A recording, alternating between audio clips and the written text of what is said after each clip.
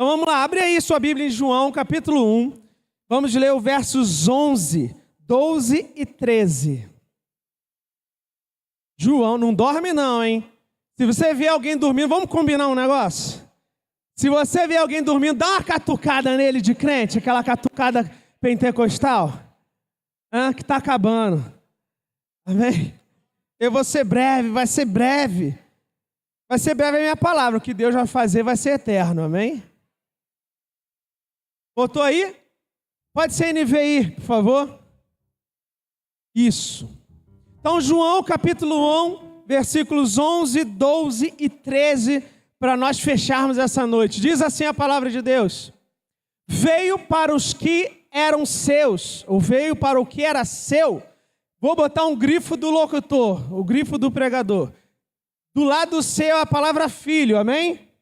Então vou ler de novo. Veio para o que era seu filho, mas os seus filhos não receberam.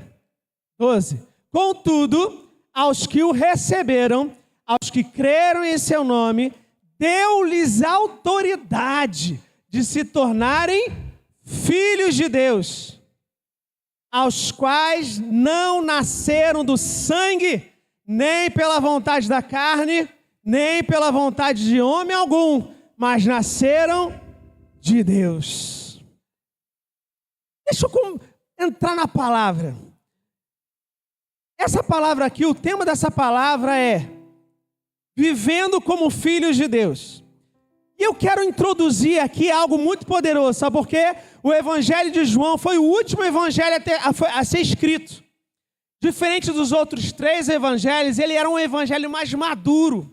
Ele era um evangelho, por que ele era mais maduro? Porque João, quando escreve o evangelho, ele já era velho, ele já era vivido, ele já tinha tido experiências com Deus, ele já tinha entendido coisas que ele não entendeu na época que Jesus estava aqui. Então, quando João escreve, diferente do Evangelho de Marcos, por exemplo, que foi o primeiro, quando João escreve, ele já escreve com sabedoria, ele já escreve com entendimento, ele já escreve com as revelações de Deus. Então, é um evangelho diferenciado, ele é diferente dos outros, porque é um evangelho cheio de revelações. Então, quando João escreve essa passagem, ele já escreve contando a história de Jesus, trazendo a revelação do que ele já entendeu. Então, quando ele escreve o seguinte, ele fala, aos quais não nasceram do sangue, ou em outras versões, engraçado que a minha versão também é NVI, mas está diferente. Na minha está assim, no 13, aos quais não nasceram por descendência natural, nem pela vontade da carne, nem pela vontade de algum homem, mas nasceram de Deus. Está assim na minha. Ali está um pouco diferente. Mas ele já escreve com a revelação. E qual é a revelação? Sabe qual é a revelação de Deus para mim e para você? É que Deus, ele tem muitas formas de ser conhecido. Os judeus, eles conheciam a Deus com muitos nomes. Eles chamavam a Deus de Jeová Rafá, que é o Deus que sara. Eles chamavam Deus de Jeová Tsequenu, Senhor é minha bandeira. Eles chamavam Deus de El Shaddai, o Deus Todo-Poderoso. Então Deus tinha muitos nomes. Yahvé e os judeus, eles chamavam Deus pelos nomes, porque os nomes representavam o poder de Deus, representavam o que Deus podia fazer. Só que, irmãos, eu quero ousar nessa noite, e eu quero ousar em dizer que por mais que Deus aceite ser recebido com um nome poderoso, como Jeová Rafá, como Jeová Tsequenu, ele não eu creio que Deus estava esperando o tempo oportuno para ele ser chamado daquilo que ele verdadeiramente gostaria de ser chamado.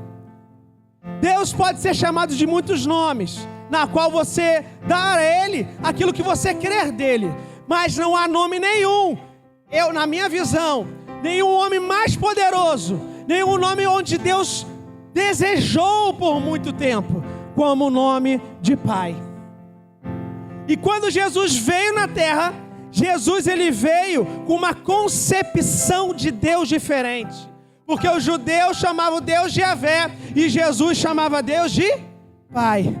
Os judeus chamavam Deus de Jeová Jireh, o Deus da provisão, e Jesus chamava Deus de Pai. Então Jesus, ele veio com uma concepção diferente. Jesus veio para trazer uma ideia diferente, um nome diferente para Deus. Presta atenção, já estou concluindo. Vocês querem mais? Glória a Deus. Eu estou falando concluindo, irmãos, para poder incentivar você a continuar me ouvindo, porque senão você vai falar, pô, está demorando muito, pastor. Mas eu quero que você entenda que nesse contexto, os judeus, eles não conheciam Deus com o nome de Pai. Eles conheciam Deus de muitos nomes, o Deus Todo-Poderoso, Deus da guerra, mas não o Deus Pai, mas não o Deus que está ali como uma família. E Jesus veio para trazer esse novo contexto, esse novo nome. Presta atenção. E o que eu quero trazer aqui para você e para mim, eu quero trazer é que nós precisamos entender que nós precisamos nessa terra viver como filho. Olha só o que diz na Bíblia, nesse mesmo versículo, no versículo 12, bota o 12 para mim. Ele diz, aos que creram em seu nome, deu-lhes o direito, na minha versão está direito, tá? É diferente de novo aí. O meu está direito. Aos que creram no seu nome, deu-lhes o direito ou autoridade de se tornarem filhos de Deus. Irmão, somente pode crer. Nós podemos crer em Jesus. Nós podemos crer em Jesus, mas sem ser filhos. Crer em Jesus não é toda a importância para se tornar filho. Tem muita gente que acredita que é filho só porque acredita em Jesus. Só acreditar em Jesus não te dá a condição de ser filho. Nós falamos aqui, alguém falou aqui nessa noite, não sei se foi o pastor TK, até o diabo crê em Deus, em Jesus, não é isso? Até ele crê, ele sabe que Jesus existe, ele é filho de Deus? Claro que não. Então, nessa noite, eu quero que você entenda Jesus nos chamou para sermos filhos, mas só crer nele não te coloca nessa condição. Então o que acontece? O que acontece que nós podemos ver? Nós podemos ver a palavra direito ou autoridade. Deus nos deu a autoridade, ou Deus nos deu o direito. Aqui não está dizendo que Deus nos torna filhos. Deus nos dá o direito de se tornar filho. Pastor, qual é a diferença? É uma diferença muito grande entre você ser automaticamente filho e você ter somente o direito de ser. Isso muda toda a concepção do evangelho, toda a concepção de ser cristão nessa terra. E eu te pergunto, você já é automaticamente filho ou você quer exercer o direito de ser filho? A palavra direito, quando nós vemos essa palavra direito, ter direito a alguma coisa, significa possuir a faculdade ou a possibilidade, através dos direitos legais, de exigir o cumprimento de leis. Então preste atenção, você foi assaltado, então você passou uma situação difícil numa empresa ou num negócio, você perdeu dinheiro de alguma forma. E aí você se sentiu lesado porque você perdeu dinheiro naquela empresa, naquela situação. E aí você faz o quê? Eu vou exercer os meus. Você vai lá na justiça, no tribunal, e você dá uma entrada juntamente com o advogado, não é assim que acontece? Para tentar ver o quê? Eu quero rever os meus direitos. Você tem direito a ser ressarcido. Você tem direito a uma devolução do que você perdeu. Você tem direito. Só que se você não correr atrás, você consegue receber do teu dinheiro, do teu direito? Você foi lesado, mas não fez nada, você recebe? Só recebe quem faz o quê? Exatamente, quem corre atrás, quem dá a entrada no direito, ou quem exerce o direito, ou quem utiliza-se do direito. Enquanto você tiver direito, mas não fizer nada, você não vai receber nada também. Vocês conseguem entender? Então João, dentro da sua experiência cristã, ele diz: Jesus veio para os seus filhos. Ele não veio para o seu povo, ele veio para os seus filhos. Mas os seus filhos não o receberam. Contudo, Ele está falando do povo de Israel, obviamente, né? Veio para os seus filhos. Israel é filho de Deus. A nação de Israel é filho de Deus. Então Deus veio para os seus filhos. E os seus filhos não receberam. Contudo, meu Deus do céu, aí que entra eu e você nesse negócio. Aí é que entra em você. Contudo, deu-lhes o direito, ou a autoridade, ou a possibilidade de se tornarem filhos de Deus. Então eu quero dizer para você e para mim nessa noite, que nós temos hoje a possibilidade de tomar posse da nossa herança como filhos de Deus. A pergunta que eu quero fazer é se você quer isso. Se você quer realmente ser filho de Deus. Essa é a maior diferença. Porque muitos desejam ser filhos, mas poucos desejam exercer a possibilidade de ser filhos. Precisamos decidir com as nossas escolhas diárias ser filhos de Deus. Deixa eu falar um negócio. Existem muitos cristãos que hoje buscam a Deus não porque querem ser filhos. Existem muitos crentes hoje que vêm para a igreja porque estão buscando ainda o Jeová Rafá, o Deus da cura. Por quê? Porque eu preciso de cura. Eu não quero me relacionar, eu não quero orar, eu não quero jejuar, eu não quero buscar, eu não vou para o monte, eu não vou ficar até o final da vigília. Por quê? Porque eu só quero o Jeová Rafá. Eu só quero a minha cura. E se Deus me der, amém, glória a Deus, vou viver minha vida. O que eu quero? Eu quero o Jeová Jireh. Eu quero o Deus da provisão. Eu não quero saber desse negócio de sacrifício para Deus. Eu não quero saber desse negócio de matar minha carne. Eu não quero esse negócio de abafar minha própria vontade. Eu quero viver minha vontade. Por quê? Porque eu quero buscar o Jeová Jireh. A minha vontade é o Jeová Jireh. Então, enquanto eu tiver o Deus da provisão, Ele estiver me abençoando, eu vou estar ali. Mas eu não estou ali porque eu me sacrifico a Deus. Eu não estou ali porque eu sou filho. Eu estou ali porque eu busco o Jeová Jireh. Vocês conseguem entender? É possível ver nas igrejas um povo que só busca o Jeová Tsekenu, o grande El Shaddai, o poderoso Deus. Enquanto você crê que o Deus poderoso pode fazer o que você precisar, você está ali. A partir do momento que a sua vida já não é mais, já não está mais debaixo daquele poder, você sai. O crente sai, a pessoa sai. Irmão, em nome de Jesus, Jesus não está procurando quem busca o Jeová Rafá. É por isso que eu disse, Deus ele tem muitos nomes, Ele aceita ser chamado pelos nomes, Ele gosta de ser chamado pelos nomes, mas não tem nome maior e melhor para Deus do que ser chamado de Pai, porque quando você chama Pai, você diz, eu sou parte da sua família, eu sou parte do Senhor, eu estou contigo todos os dias.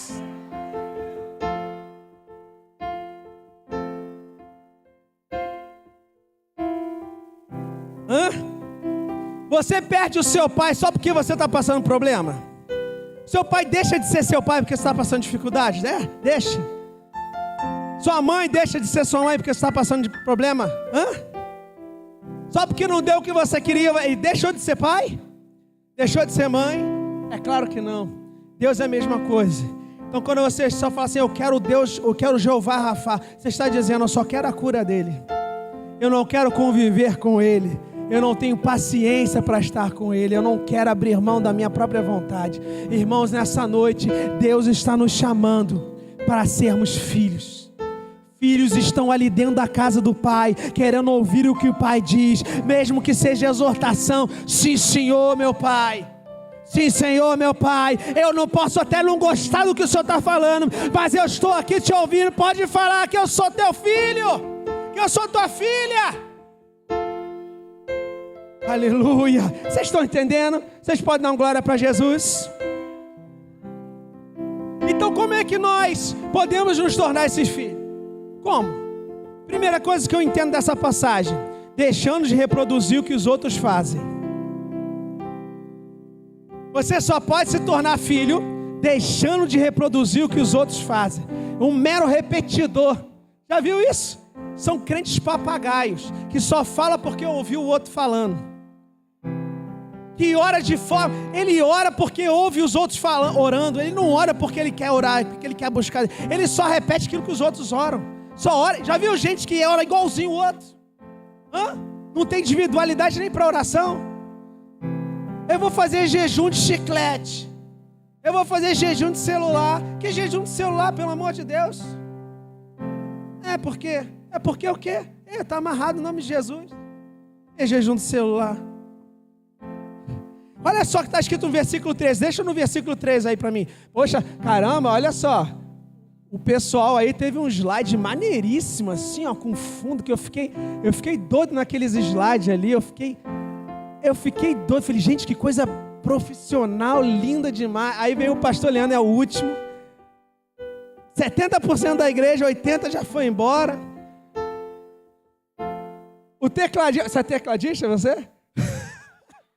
Mas é tangedor, glória a Deus pela sua vida, obrigado.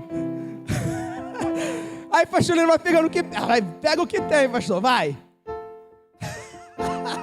Olha o meu slide ali, ó. Esse aqui é o meu slide, tá bom? Foi bem produzido. Tô brincando, irmão, eu entendo. 3 horas da manhã, ninguém aguenta mais nada. Mas é brincadeira, tá? Mais ou menos. Vamos lá, versículo 13. Ó, primeiro ponto. Deixando de reproduzir. Como é que eu sei que eu sou filho? Como é que eu vivo uma vida de filho de Deus? Deixando de reproduzir o que os outros fazem. Olha só o que está escrito ali. Os quais não nasceram do sangue. Na minha versão, que também é NVI. Depois eu vou ver se isso aqui é NVI mesmo. Tem alguma coisa errada com esse negócio. Os quais não nasceram por descendência. A minha está assim. Não nasceram por descendência. Irmãos, olha só. Por que o João escreveu descendência ali? Sabe por que ele escreveu descendência? Porque judeu, ele preza por descendência. Quem é que estudou no CETERJ aqui? Já estudou no CETERJ? Quem estudou no CETERJ sabe. Eu vou falar que é propaganda para o CETERJ mesmo. Mateus escreveu para os judeus. Mateus, quando escreve evangelho, ele não escreve evangelho para público geral. Ele escreve para os judeus, específico para os judeus. Então ele começa o evangelho contando o quê? Analogia de Jesus. Por que ele faz analogia de Jesus? Para provar para os judeus que Jesus é tão judeu quanto eles. É filho de Abraão. Então ele vem puxando lá de analogia para provar que Jesus é. Por quê? Porque judeus prezam por descendência. Judeu, ele nasce de um judeu. O pai ensina a profissão para o filho. O pai é carpinteiro, o filho vai ser carpinteiro. É isso, eles passam de pai para filho. Isso é a cultura judaica. Eles passam de pai para filho a profissão do pai, para o filho aprender e ter a profissão. Se ele quiser seguir, ele já tem a profissão. É isso que o judeu faz. Então os judeus prezam por descendência. Ele ensina o filho e o filho vive aquilo que o pai ensinou. Mas preste atenção, ele falou, os filhos de Deus, eles não vêm por descendência. Ei, deixa eu te dizer um negócio. Por que os filhos de Deus não vêm por descendência? Porque seria muito fácil todos os crentes só serem filhos de crente. Quem é que é crente que não é filho de crente aqui? Levanta a sua mão. Ah lá, olha só, meu Deus do céu. Isso é uma boa notícia para você, sabe por quê? Isso quer dizer que você não depende de pai, você não depende de mãe, de tio, de tia, de avô, de vizinho. Você não depende de linhagem nenhuma para ser crente. Você é crente, você decidiu ser crente, você vai virar como crente. Eu vi esse crente que fala assim, não sei, meu pai e minha mãe não me deixam, reclamam porque eu sou crente. Ei, deixa eles para lá, eles vão para o inferno, você vai para o céu, é isso. A diferença é essa. Você não precisa deixar de ser crente porque os seus pais não são. Você não é segmento de descendência. Você não é o espelho de alguém. Você é homem e mulher de Deus, filho e filha do Altíssimo. Você vai ser diferente mesmo. Eu não sei, me sinto tão deslocado na minha casa. Que bom que você está deslocado. É porque você é diferente mesmo. Já viu algum profeta juntinho, assim, que todo mundo junto e misturado? Profeta não anda junto e misturado. Profeta anda lá no cantinho separado. Mas por quê? Porque ele é santarrão? Não, gente, porque ele é maluco. Tem pessoas que falam, o profeta não gosta de se envolver porque é maluco. Quem anda com maluco? Quem gosta de andar com maluco? Levanta a mão. Gosta de... Então você vai ser maluco igual esses profetas.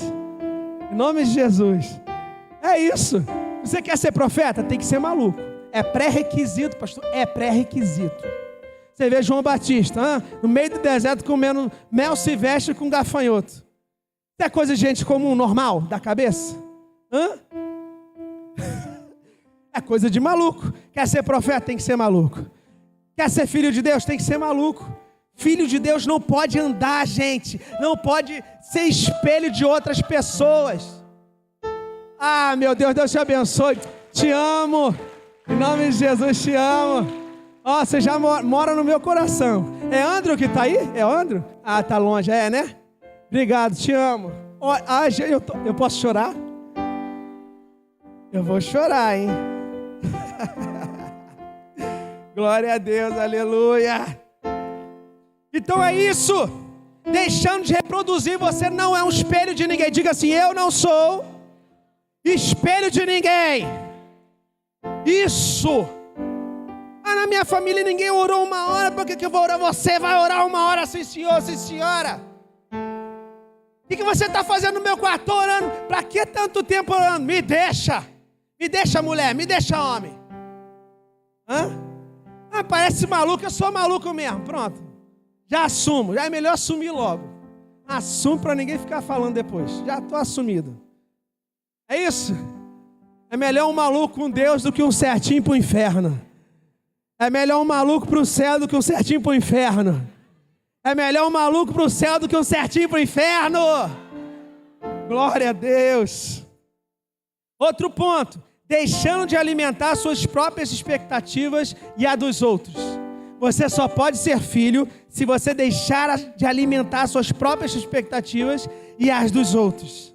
No próprio versículo 13 fala: nem pela vontade da carne e nem pela vontade do homem. Irmãos, olha só. Meu Deus do céu. Meu Deus do céu.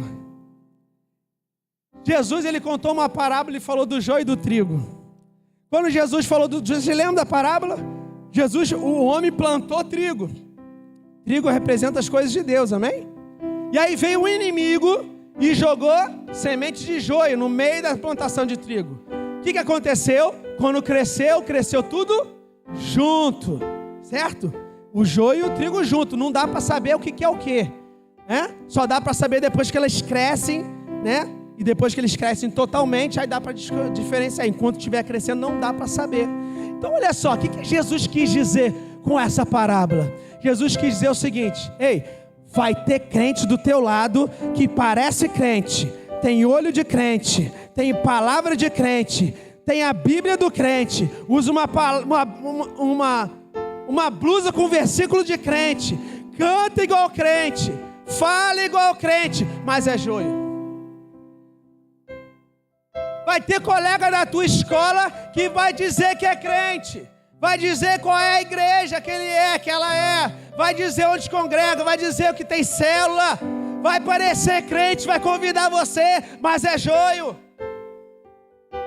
Jesus está dizendo: ei, filhos, existem pessoas que vão olhar para você e por N motivos vão querer imitar você.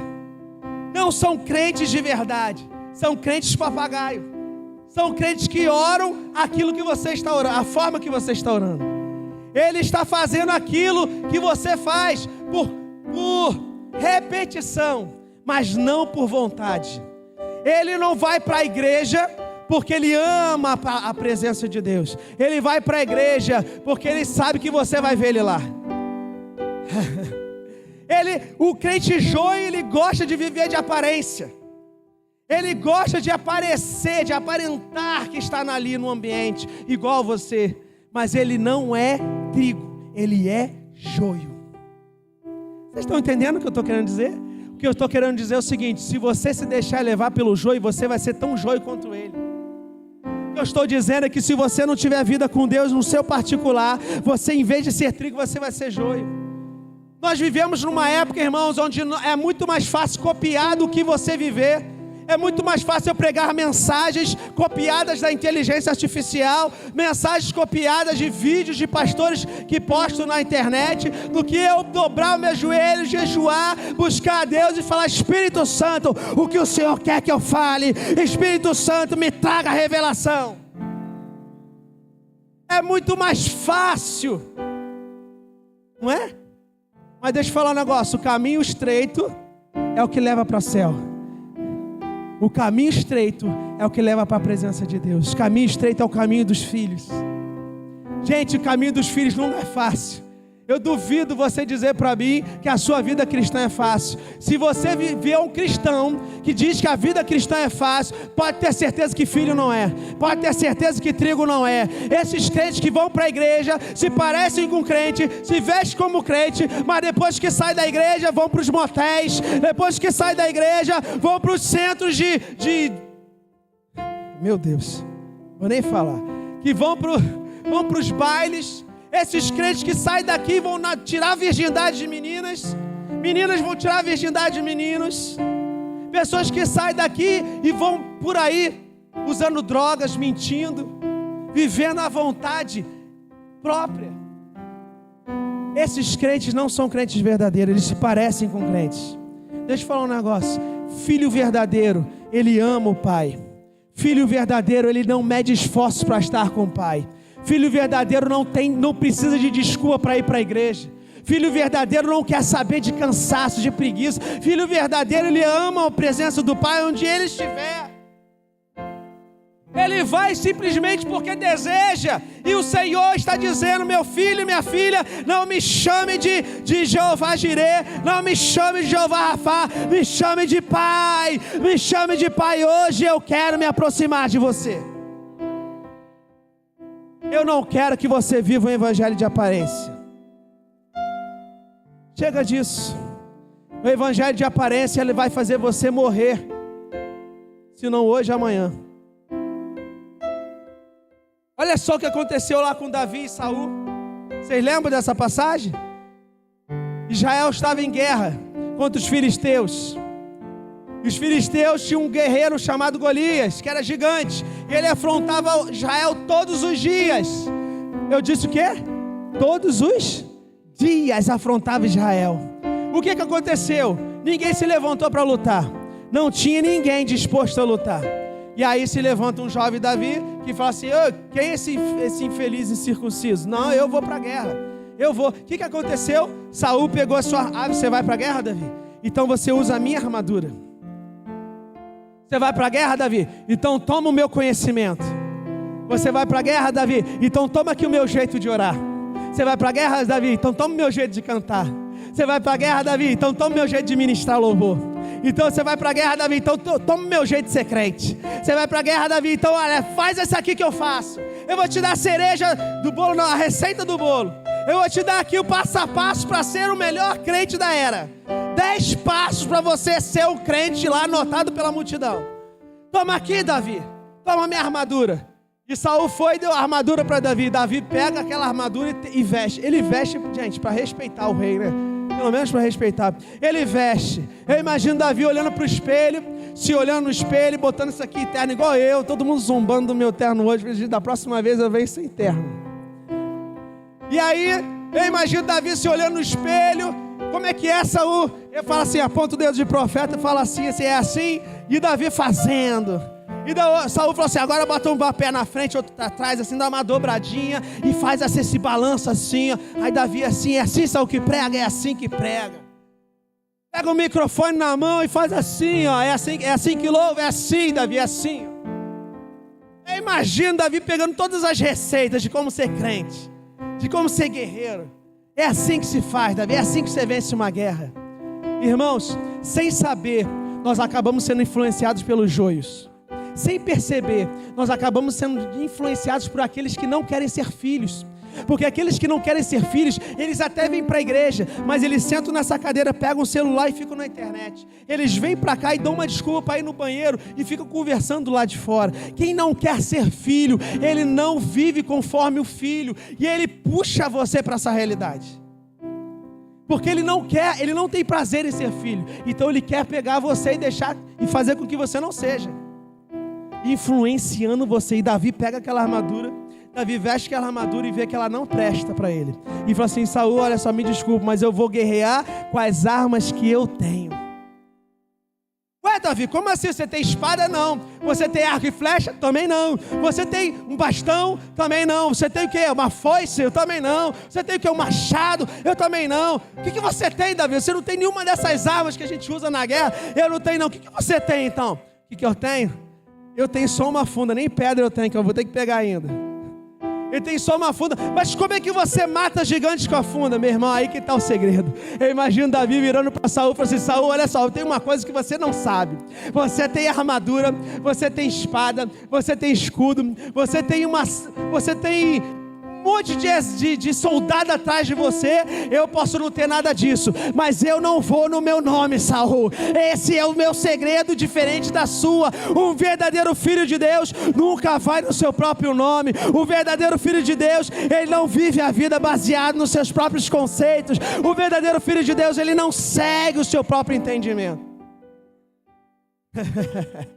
Ué, Davi, então o que você faz? O que eu faço? Quando eu quero procurar emprego, eu dobro o meu joelho e falo assim: Senhor, abre uma porta para mim, que não seja a minha porta, mas seja a sua. O que eu faço? Quando eu vou prestar concurso público, eu falo assim: Senhor, me dá entendimento, sabedoria para aquilo que eu estudei para passar nesse concurso. Senhor, me ajuda a tomar decisão. É isso, Saul. Eu não faço como você, eu não uso as armas dos outros, eu não faço o que os outros fazem, eu não ando pelo que os outros andam, eu ando por a luz que Deus me deu, e Deus me deu uma funda, eu vou usar a arma que Deus me deu. Um verdadeiro filho de Deus não busca no outro a solução para os seus próprios problemas. Um verdadeiro filho de Deus dobra o joelho e fala: Senhor, me dá direção para aquilo que eu preciso. Quantos filhos nós temos aqui nessa noite? Deus está te chamando hoje para ser filho, para ser filha. Mas pastor, como é que eu faço para ouvir a voz de Deus? Você só precisa dizer: Pai, fala comigo. Você não vai dizer: Jeová Jireh, fala comigo. Você não vai dizer: Jeová, fala comigo. Você vai dizer: Pai, fala comigo. Você vai falar: Abba, fala comigo. Aleluia. Davi falou: Saul, você tem arma, você tem escudo, você tem soldado, você tem uma tropa, mas você não tem o que eu tenho. O que você tem, Davi? Eu tenho o nome do Senhor. E ele vira para Golias e fala assim: Golias, você vem para mim contra espada e escudo, mas eu vou contra ti em nome do Senhor dos Exércitos. Ele pegou 5 pedras para atacar naquele gigante. Meu irmão, ele não precisava nem de pedra. Vocês entendem isso? Um verdadeiro filho não espera a solução vindo do outro. Vocês estão entendendo isso? O verdadeiro filho segura as pontas. Segura as pontas. Está difícil, pastor, está muito difícil. Segura as pontas. Aguenta. Mas pastor, está muito difícil. Aguenta mais. Pastor, o que eu faço? Eu já orei, já orou. E aí? Nada ainda, pastor. Então ora mais. Pastor, está uma bagunça a minha vida. Então ora, eu já orei. E agora? E aí? Não aconteceu nada. Então ora mais. O profeta, quando orou a Deus, pediu para vir chuva de novo sobre Israel, Elias, profeta Elias. E falou assim: Senhor, manda chuva. Ele orou uma vez e falou para o seu servo: vai lá ver se tem alguma coisa. Nada. Ele orou 2 vezes, vai lá ver. Nada. Orou 3 vezes, vai lá ver. Nada. E nada. E nada. E nada. E ele fez o quê? Orou. E nada. E orou. E nada. Até que o seu servo virou para ele e falou assim: eu acho que não é nada ainda, mas eu vejo uma nuvem do tamanho da mão de um homem. Elias falou assim: você está vendo o quê? Uma nuvem do tamanho da mão de um homem. Uma nuvem faz chover de uma mão, tamanho de uma mão de um homem faz chover? Não, mas o profeta falou assim: se eu sou filho de Deus e eu oro, eu creio na resposta. Se eu sou filho de Deus e eu oro, eu creio na resposta. Se eu sou filho, você está entendendo? Se eu sou filho de Deus e eu oro, eu creio na resposta. Se eu sou filho de Deus e eu oro, eu creio na resposta. Pode vir vendaval, pode ser difícil, pode até falar que não é possível, mas eu creio que se eu sou filho de Deus e eu oro, a resposta virá. Se for para Jesus, pode aplaudir. Mas pastor, não é a resposta que eu queria. Não é a resposta que eu queria, mas é a resposta que Deus mandou. Pastor, a minha família ainda está uma bagunça, mas eu vejo alguma coisa. Você vê alguma coisa? Então é a resposta que Deus mandou. Mas não é o que eu queria, mas é a que Deus mandou. Um verdadeiro filho de Deus entende e espera a resposta de Deus. Vocês estão entendendo? Pastor, eu quero casar e não aguento mais. Tem um cara aí me dando, flertando comigo. E aí, o que eu faço? Ora. Eu já orei, e aí? Ora de novo. Eu já orei, e aí? Não estou sentindo firmeza, então ora mais um pouco. E aí? Pô, não estou sentindo firmeza ainda não, então manda embora. Por quê? Porque você só vai casar com aquele que Deus mandar. Ué, pastor, quer dizer que eu não posso casar com qualquer um? Você pode casar com qualquer um, mas vai ter qualquer vida. Entendeu? Se você casar com qualquer um, você vai ter qualquer vida. Mas se você casar com o que Deus mandar, você vai ter a vida que Deus quer que você tenha. Ah, Jesus do céu, maravilhoso. Verdadeiro filho entende isso. A dor do processo é necessária para que Deus possa dar aquilo que Ele precisa, que Ele quer que você ganhe, que você receba. Quem não é filho não aguenta esperar o final do processo.